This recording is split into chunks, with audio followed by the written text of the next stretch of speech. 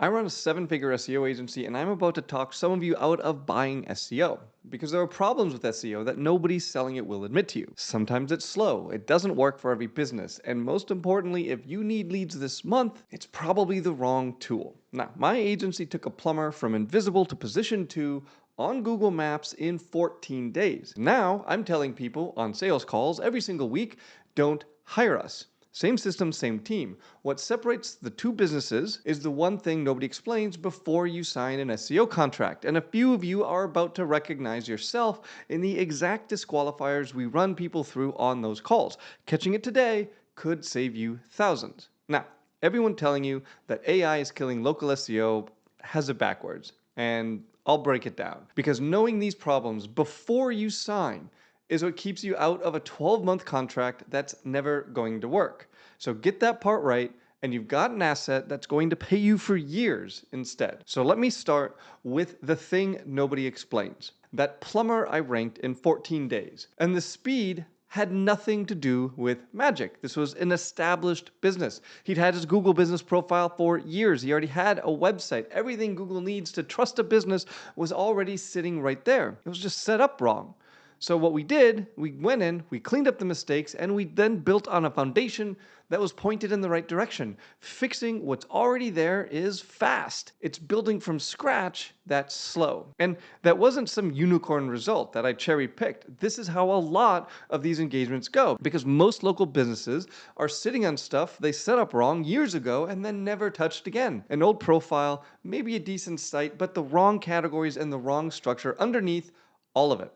Go fix that setup, and a lot of the time, Google is going to start moving you almost right away because the trust was there the whole time. Google just couldn't connect your entities. You weren't using it. But there is one situation where none of this really applies, and it doesn't matter who you hire to do this, okay? This is a brand new business. New website, new Google business profile, zero history. That one takes months, and there's no shortcut. A restaurant that just opened yesterday has no reviews, no regulars, no one's ever eaten there. People don't trust it yet, right? And neither would Google. Google hates new things. So if someone promises a brand new business top rankings in 30 days, they're probably lying. Now, the exception to this is if you happen to be somewhere like eclectic Alabama, population 1,140. And if that's you, congratulations, you can probably rank tomorrow just by setting up your profile. Now let me be straight with you about ads versus SEO, because the way this usually gets pitched is wrong. Ads are simple. You pay, the leads come in later that day. You stop paying, the leads stop that same day. Nothing carries over. You're buying each customer one at a time every single time. SEO works differently.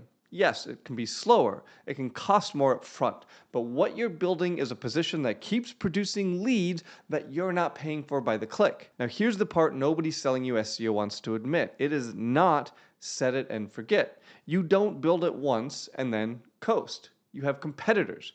They're gunning for the same spots, and Google is constantly changing things.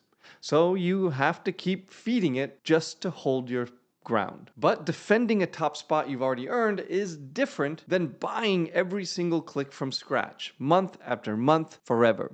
So when someone asks me, do I have to pay for this forever? The honest answer is that the work changes shape. The heavy lifting is up front, and after that you're holding ground instead of starting over every single month. So the real question isn't ads or SEO at all. It's whether you can keep paying for ads to bring leads in now while the SEO gets built up underneath you. And for most businesses, the answer is you run both for a while, then taper the ads down as the organic side takes over. And honestly, this is the fastest ways to tell if an agency knows what they're doing. A good agency can get an idea of your timeline based on how old your assets are and how competitive your space is, right there on the call. If they're quoting you a timeline before they've asked how old your profile and website are, they're potentially reading off a script. They're not looking at your business. Now, fast or slow, none of that matters if the content itself is built wrong. And what built right even means has changed more in the last couple of months than it has in the 10 years before that. Which brings me to the problem that fools just about everybody. SEO can look like it's working while it's completely failing you. I had a client come to us. They're getting over 80,000 visits a month from Google. 80,000 100,000 a month. Their old agency's reports looked amazing. Chart always up and to the right. The whole deal. This was a LASIK eye surgery center in downtown Chicago, and almost none of those 80,000 people lived anywhere near Chicago. The phone wasn't ringing. So how does this even happen? This happens because traffic isn't customers. Somebody clicking on an ad, somebody typing into Google, somebody asking ChatGPT for a recommendation, those are different moments in how people find you, and the same person will bounce between them. They'll get a name out of ChatGPT and then turn around and Google that brand to size it up before they ever call. So you don't get to choose one of those and ignore the rest. You have to show up across all of them, and here's the part that people miss. Your content has two readers now, not one. There's the actual human who visits your website, and there's the machine that decides whether that human ever sees you in the first place. Somebody prompts an AI, the AI reads all the content out there, and then it hands back an answer with the recommendation attached. So if your content isn't directly answering the questions people in your actual service area are asking, you're going to be invisible to both of them, the human and the machine. And no, before anyone asks, there's no separate AI index you have to optimize for. The same content does both jobs. That LASIK center had been writing for clicks and for volume, generic blog posts, and neither one of those readers cared. Now, here's the flip side of that, and I run into this one constantly. The rank map glows green. Top 3 everywhere you look, but the phone still isn't ringing. And in my experience, that comes down to one thing almost every time: reviews. They have fewer of them or worse ones than the two businesses sitting next to them in the pack. And this happens everywhere. Ranking in the top 3 gets you in front of people. The reviews are what turn that into a phone call. But now hold on, because this is where a lot of agencies are going to lie to you. Reviews decide the call, yes, but they are not the major ranking factor. Your setup is.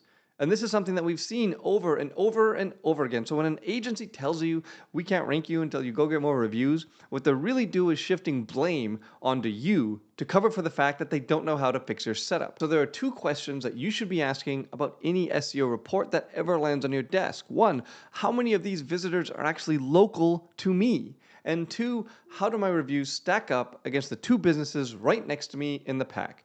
And if a report can't tie itself back to your phone actually ringing, then that report is the only thing they're selling you.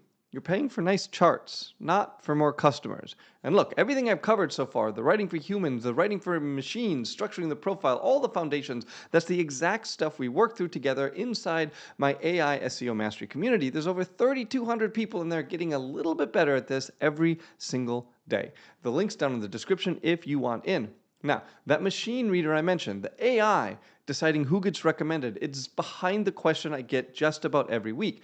People want to know if local SEO is dying now that AI answers everything. And the answer is the opposite of what I keep hearing people say. Local SEO is not dying. If anything, AI is making it even more important. Let's walk through this. AI can write your emails, it can plan your vacation, but it is years away from showing up at your house and physically replacing your water heater. Somebody still has to do the actual work, and that means people still have to find that somebody. The job didn't go anywhere. What changed is who's making the recommendation. And more, it's the AI doing the recommending. What? You already know, if you go to ChatGPT and ask it for a good plumber, it's going to name names, real businesses, right there in the answer.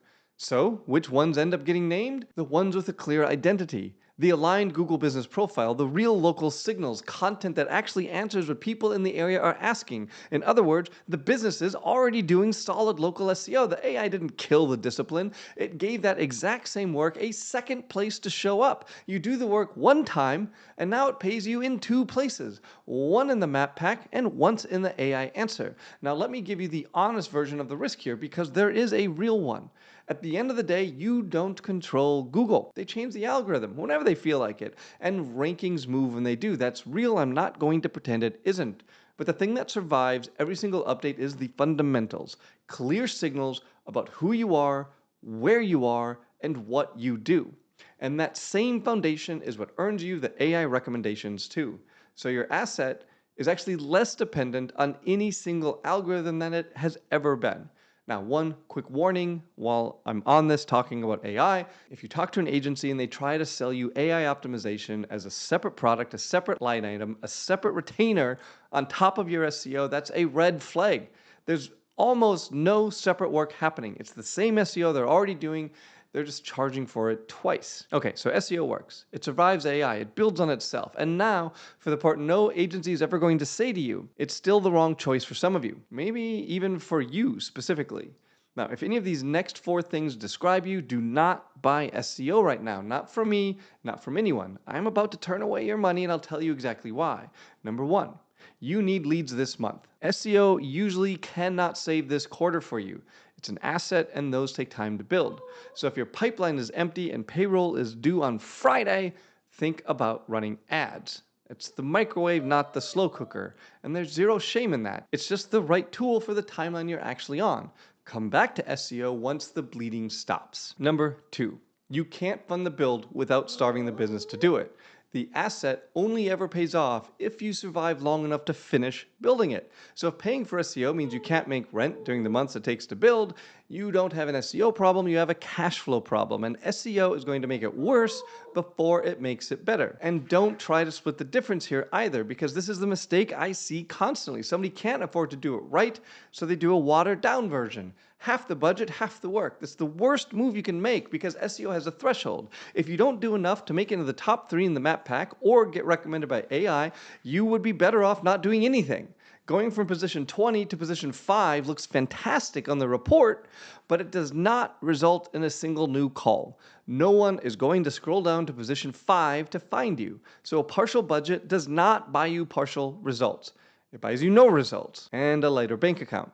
Number 3, you're brand new and you're expecting top 3 in a couple weeks. New website, new profile, no history. We already went through this. Google hates new things. The real timeline is likely months, and anyone promising you otherwise is probably lying. And while we're on promises, anyone who flat out guarantees you a ranking, they probably just told you everything you need to know about them. And don't take my word for it. This is Google's own documentation. Google itself that says no one can promise you position 1. Okay, number 4, you won't participate.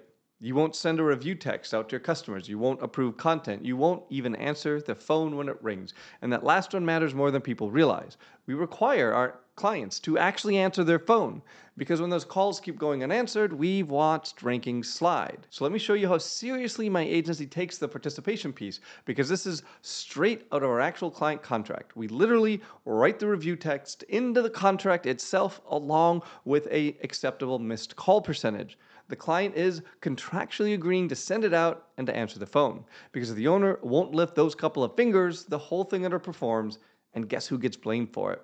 So if you're not willing to do your small part, just save your money. Now, if one of those 4 was you, the honest move is not to sign anyway and cross your fingers. It's to wait. Fix the one thing holding you back, then invest. Waiting like this costs you nothing.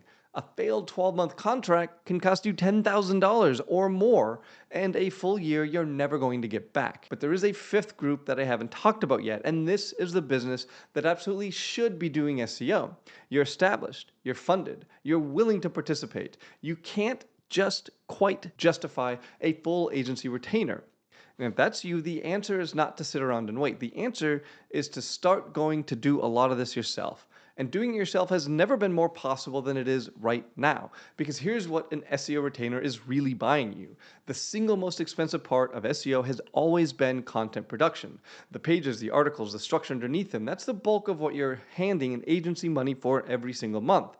And that's the exact cost I basically wiped out at my own agency with a tool I built called the Core 30 Agent. It does the grunt work on the content side for you. The research, the structure, the actual pages that both Google and the AI want to see. And the same system runs the same way whether an agency is driving it or you are.